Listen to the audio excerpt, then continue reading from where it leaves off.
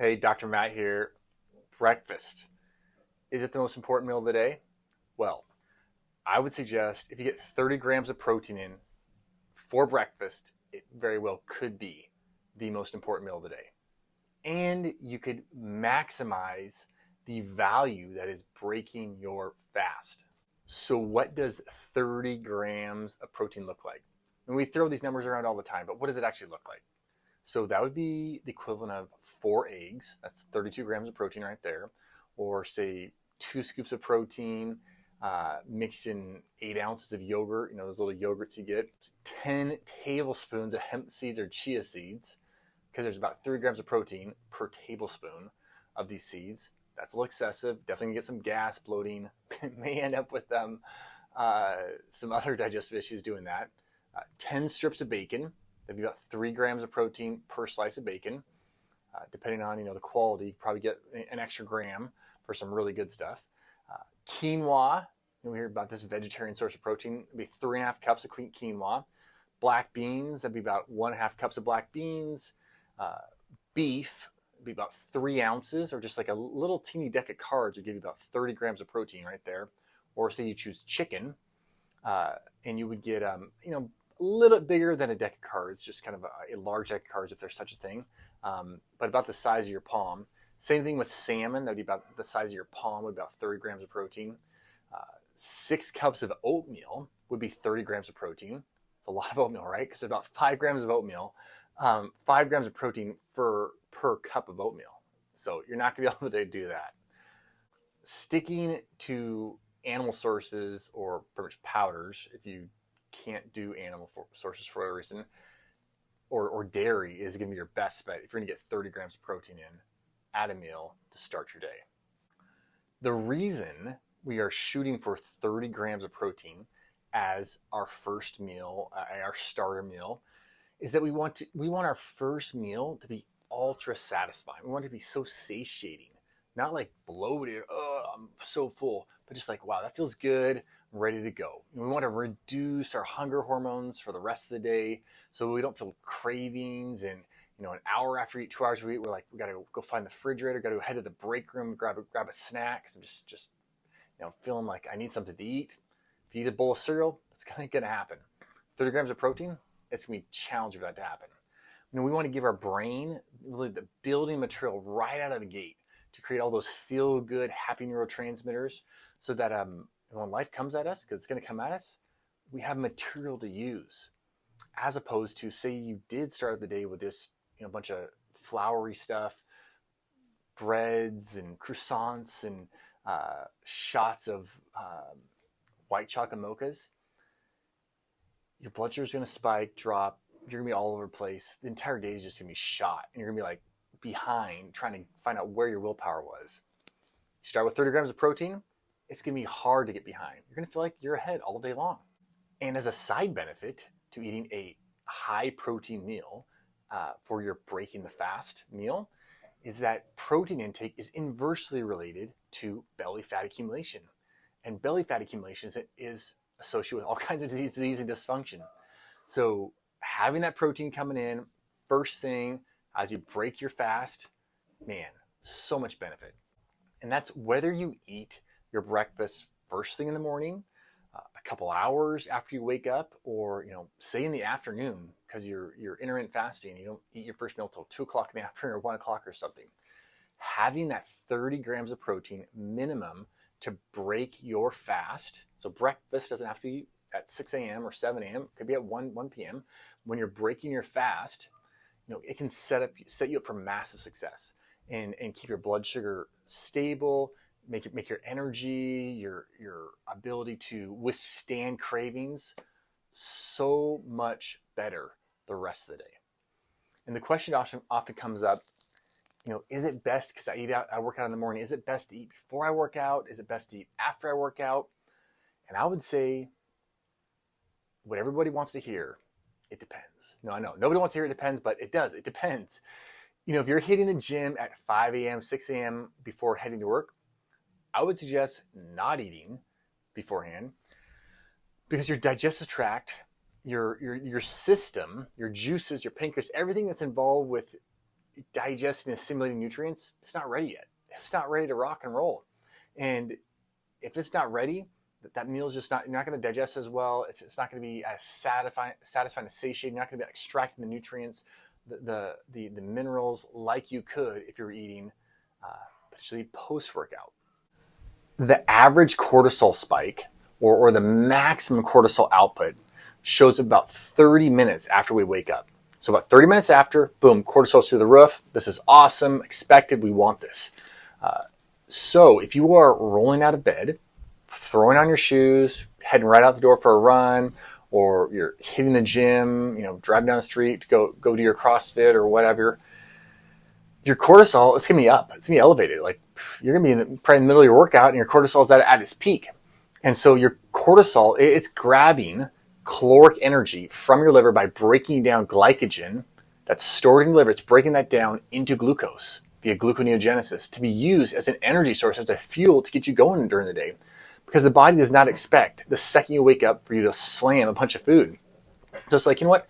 We got this hormone called cortisol. The adrenals pump it out, and it gets the liver to break down some easily accessible sugar, and you're ready to go to fuel the organs and set you up for success. So if that's happening already in the middle of a workout, like you don't need a bunch of food present, other than if your brain tells you it needs it. That potentially could happen. And some people, like, they just need something. They need something in their stomach before they work out. Which, hey, go for it. It's better to work out than not work out, or work out and feel like you're bonking the entire time. But when our cortisol rhythm is on point, it is very unlikely we would need anything in our stomach if we're doing an early morning workout. Of course, if your sleep is not the best, or you're under excessive amounts of stress, your cortisol may not be peaking quite as high as you would like it to in the morning. And it kind of potentially could be kind of flatline throughout the day or higher at night, especially in the morning.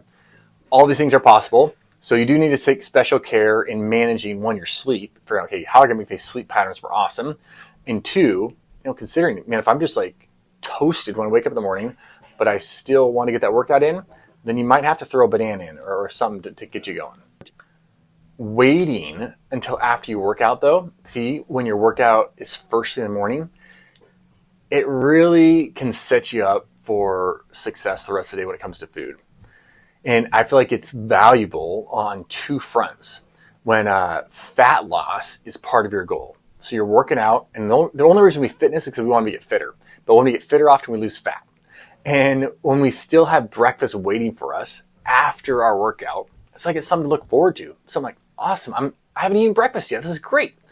So if you're having trouble with overeating, snacking excessively, and just kind of like feeling general appetite, dysregulation, regulating, you're shortening up your feeding window when you're waiting to eat your meal after the workout. And by waiting, guess what? You get to enjoy your first meal without the kind of the rush that might be present there, trying to get in before you do your workout. Secondly, by waiting, you permit the natural action of that morning cortisol to clear the stored glucose, that's we call glycogen, clearing it out and making it more likely that you're going to go through the glucose that was stored in your liver. You're going to burn that up, and you're going to move right along into the fatty acids and utilizing fatty acids as a huge part of your energy source while working out.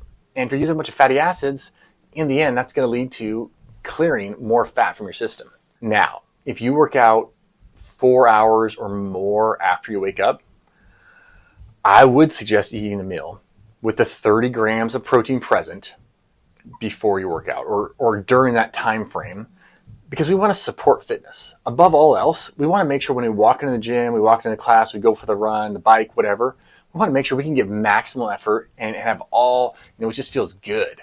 And if you go in there starving and feel like, oh my goodness, or you walk out of it and you're feeling like hypoglycemic, that's no bueno. That's no good. And that's not going to bring you back again feeling like this great dopamine rush and wow, I love exercising. So we got to be really careful if we're going too long during the day without eating a meal and then trying to work out. Because like I mentioned, you could end up basically in a hypoglycemic state, and that's literally going to set you up for failure the rest of the day. Because hypoglycemia is essentially when your blood sugar drops, low blood sugar. And I know that can sound great. Oh, my blood sugar is low. Great. I mean, aren't we trying to keep our blood sugar from going too high all the time, you would say? This is true. We do want to keep our blood sugars down. But when it gets too low, we run into just as much trouble. And, staying away from sugary foods, floury stuff, yes, that's high value. And this seems logical to keep our sugars down. But when our blood sugar gets too low, just like if our hormones are too low or hormones are too high, all this just creates a stress response, a completely unnecessary stress response, and keeps us from reaching our desired health outcomes. If you drop into a low blood sugar state, that hypoglycemia, the ability to manage your appetite and to eat what is in line with your fitness and physique goals will be way more challenging than it needs to be. It just does not need to be that challenging. And so that's why we want to keep our blood sugar levels, essentially as homeostatic, as flatline as we can throughout the day. So after you put the 30 grams of protein on your plate or in your smoothie,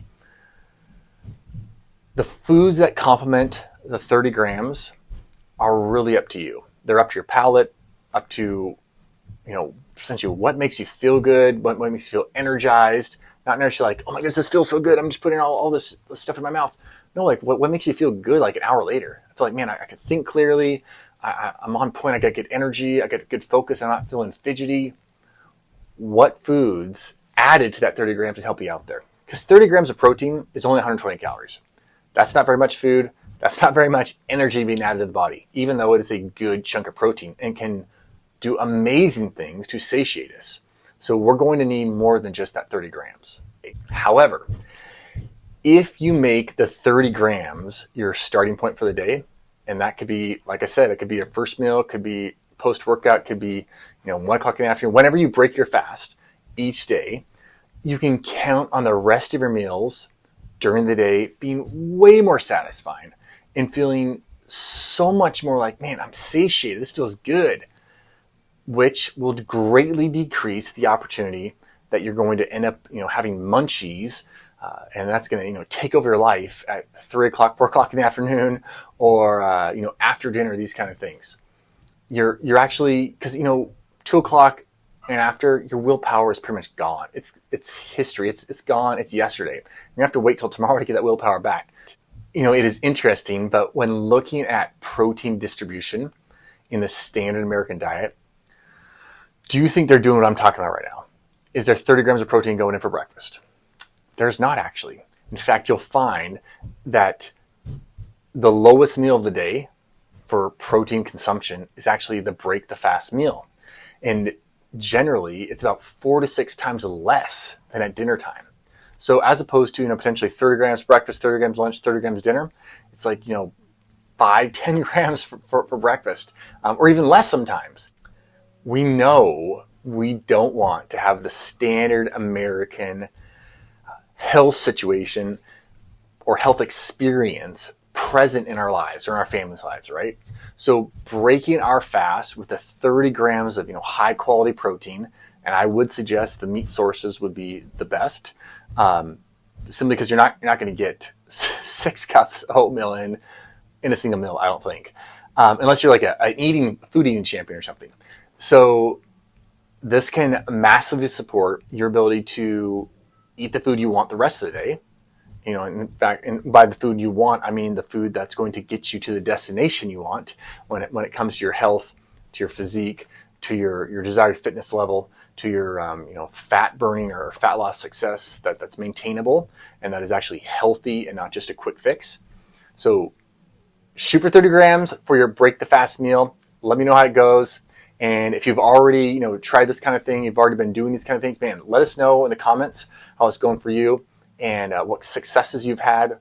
It will only help others because, like I said, the standard American is not doing this. So we're talking about hundreds of millions of people who are not doing this and hundreds of millions of people who are dysfunctional and sick and underperforming in life who potentially could be performing insanely better by this simple little thing we're talking about, starting your first meal, your break the fast meal, with 30 grams of protein. All right, I'm Dr. Matt. Share, like, subscribe, and find somebody who needs 2 grams of protein for the break the fast, and let them know. Here you go. Listen to this, watch this, and I know this will help them. Talk to you guys later.